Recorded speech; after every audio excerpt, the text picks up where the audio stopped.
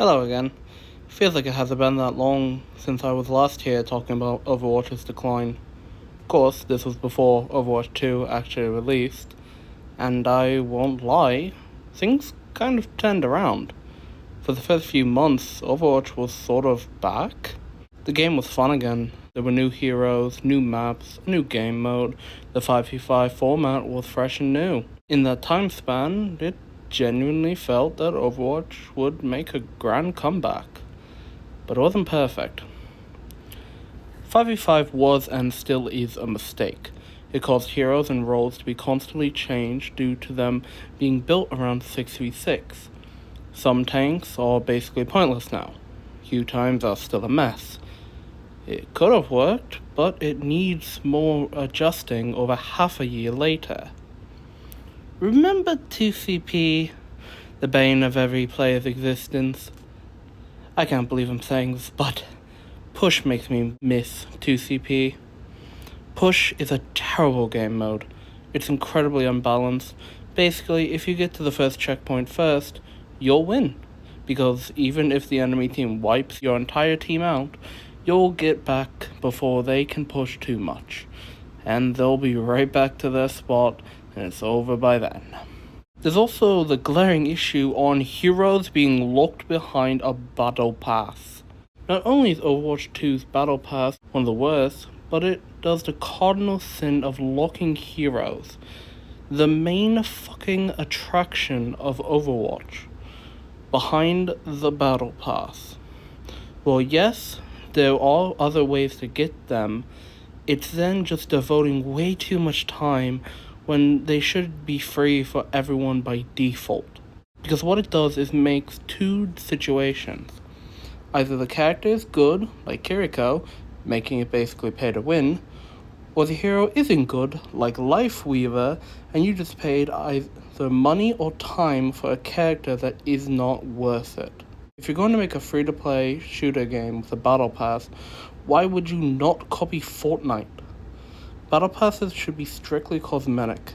Hell, now we even have proper collab skins. Which I guess I should mention the One Punch Man collabs. As a big One Punch Man fan, this collab was mixed. Doomfist's Saitama skin rules. It's almost worth the price. Which the prices for cosmetics in this game is also a joke, but I'll ignore that for now. Soldier's Moomin Rider skin is fine as a free skin, honestly. Genji's Geno skin is almost perfect, but that hair just sucks. And the excuse is pretty dumb. But then there's Kiriko's Tatsumaki skin. The head and hair is perfect, but the rest is a simple recolor, but she's in short shorts. They said they wanted to look like cosplay, but then why does Doom and Genji have actual outfits that resemble the characters, but then if you remove Kiriko's hair, you wouldn't even know it's meant to be Terrible Tornado? If this was an epic skin, this would have worked, but no, it was a legendary.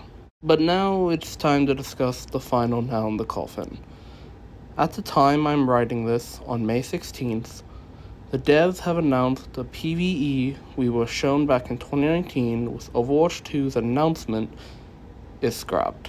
But unfortunately, the effort required to pull all of that together into a Blizzard quality experience that we can ship to you is huge.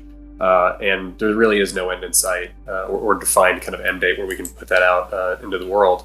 And so we're left with another difficult choice. Do we continue to pour all that effort into PvE, hoping that we can land it at some point in the future? Or do we stick with this set of values that we've aligned on and focus on the live game and focus on serving all of you?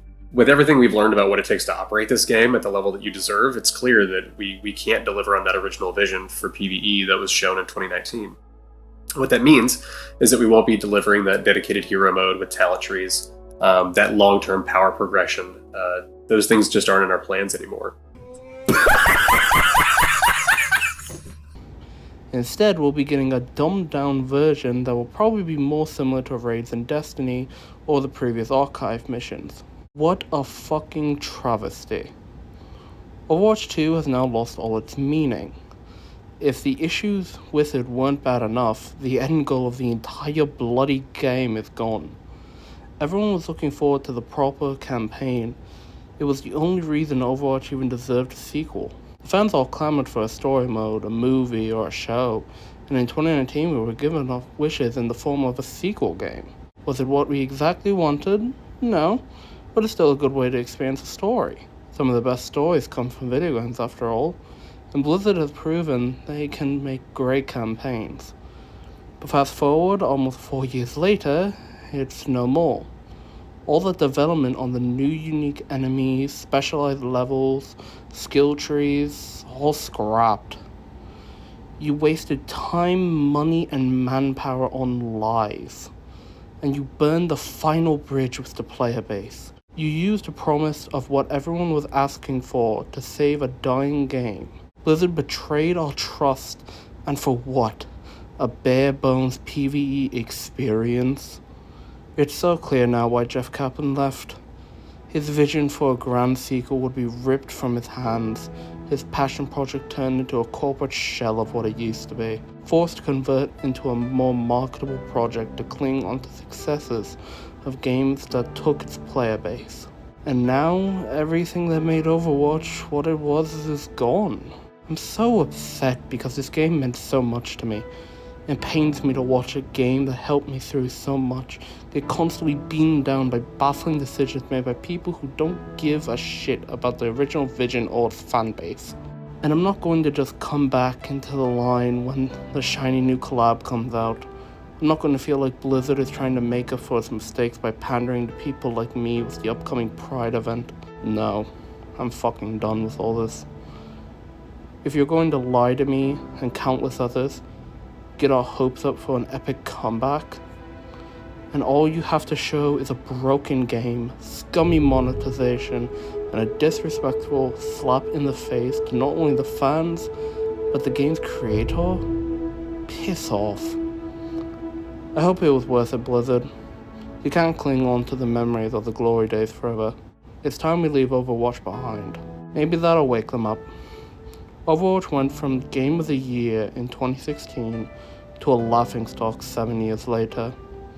We're in the endgame now. Just not the one we imagined. With a spectacular return and a gripping story mode. Overwatch is dead. It's time we move on.